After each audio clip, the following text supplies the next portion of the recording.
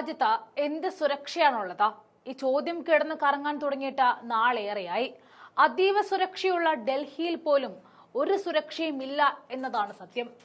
ജനപ്രതിനിധികൾക്ക് പോലും ഇല്ലാത്ത സുരക്ഷ എങ്ങനെയാണ് സാധാരണ ജനങ്ങൾക്ക് കിട്ടുക?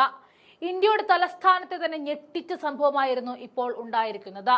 അതീവ സുരക്ഷാ മേഖലയായ രാജ്യതലസ്ഥാനത്തെ ചാണക്യപുരിയിൽ ലോക്സഭാ അംഗം സുധാ രാമകൃഷ്ണന്റെ സ്വർണമാല കവർന്നുവെന്ന വാർത്ത വിരൽ ചൂണ്ടുന്നത് തലസ്ഥാനത്ത് പോലും സുരക്ഷയില്ല എന്നതാണ്. തമിഴ്നാട്ടിലെ മയിലാടുംതറയിൽ നിന്നുമുള്ള കോൺഗ്രസ് MP ആയ സുധാ നിലവിൽ താമസിക്കുന്ന തമിഴ്നാട് ഭവന സമീപമാണ് സംഭവം നടക്കുന്നത്.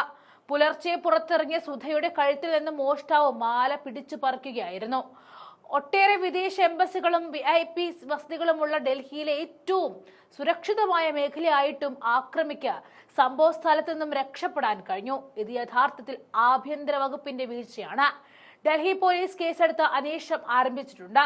പ്രതിയെ തിരിച്ചറിയുന്നതിനായി പ്രദേശത്തെ CCTV ദൃശ്യങ്ങൾ പരിശോധിച്ചു വരികയാണ്.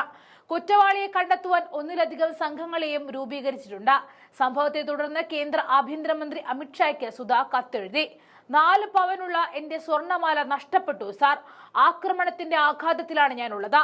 കുറ്റവാളിയെ കണ്ടെത്തുന്നതെന്ന് ഉറപ്പാക്കാൻ ബന്ധപ്പെട്ട അധികാരികൾക്ക് നിർദ്ദേശം നൽകണം. എന്റെ സ്വർണമാല തിരികെ ലഭിക്കാനുള്ള നടപടികൾ സ്വീകരിക്കണം. എനിക്ക് വേഗത്തിൽ നീതി ലഭിക്കാനുള്ള ഇടപെടലുകൾ അങ്ങയിൽ നിന്നും ഉണ്ടാകണം. ഇതായിരുന്നു കത്തിലെ ഉള്ളടക്കം.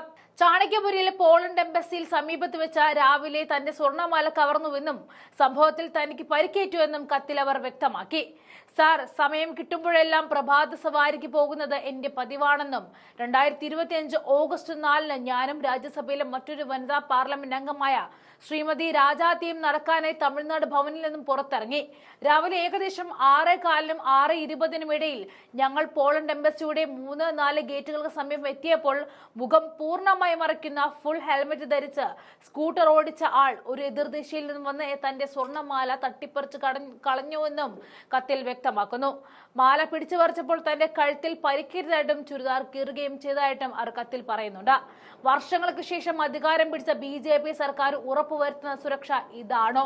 ഒരു സ്ത്രീയെ പട്ടാപ്പകൽ മാല കഴുത്തിൽ നിന്ന് പിടിച്ചു പറിച്ചു, അവരുടെ വസ്ത്രം കീറി. ഇതെന്ത് സുരക്ഷയാണ്?